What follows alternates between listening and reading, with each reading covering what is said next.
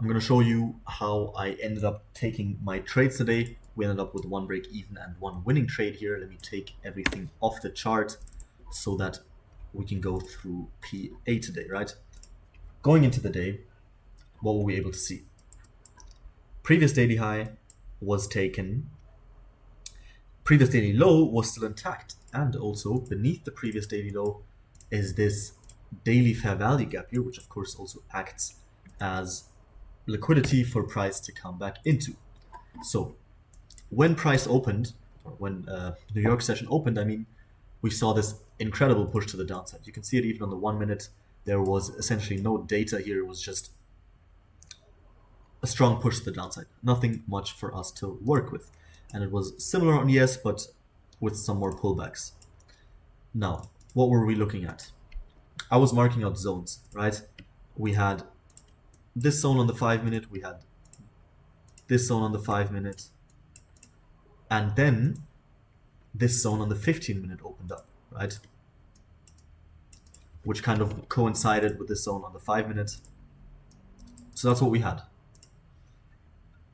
I was looking at this 5 minute zone, right? These two are 5 minute zones. I was looking at this for a potential trade. However, price never gave us a setup here. It kind of moved down a little bit, but then it came back up, right? So this zone was breached. However, then we came back up here, and as you can see on ES and on NQ, there was some heavy SMT at these highs here. You can see it right there. A higher high here, and on ES, a lower high here. 1010, this was 1010, higher high, lower high, right? That is where the SMT is. At that point, NQ then had this sharp move to the downside, kind of closing below this, giving us our change in state of delivery, right? So at that point, I was saying, okay, chances are high that we are going to go down to this low again. So I took this trade. Now, this is where it gets interesting, and this is where there are definitely some lessons to be learned. On ES, price took this low way quicker, right? At 10:14, this low was taken. At 10:14, we were not close to this low yet, right? So what I did at that point was I moved my stop loss to break even, because what I wanted to avoid is that ES had taken enough liquidity now to shoot to the upside, which would then hit our stop loss, right?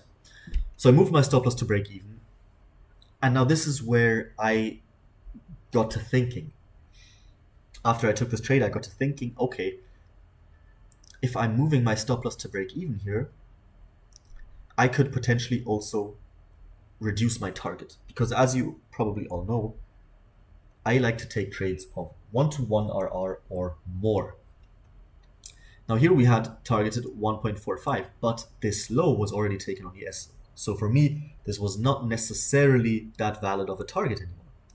What I could have done is move my SL and move my TP to be more conservative to around 1 hour, right? Which would have then hit 1 hour TP.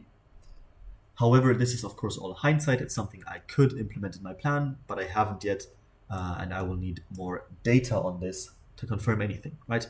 So essentially, we took a break-even trade here. Now, what we can see is then on the 3 minute time frame, we had opened this fair value gap, right?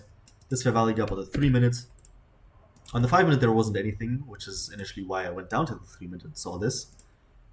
And then we can see on the 1 minute, we had all this built up liquidity to the downside. Right there. Let me move this a bit. All this built up liquidity to the downside.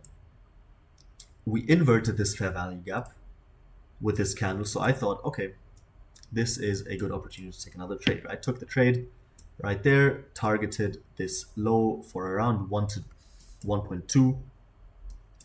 Took this trade, took 1 to 3 minutes to hit full TP.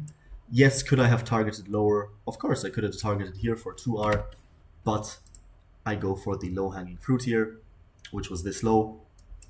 TP hit up 1.2R for the day, a good trading day.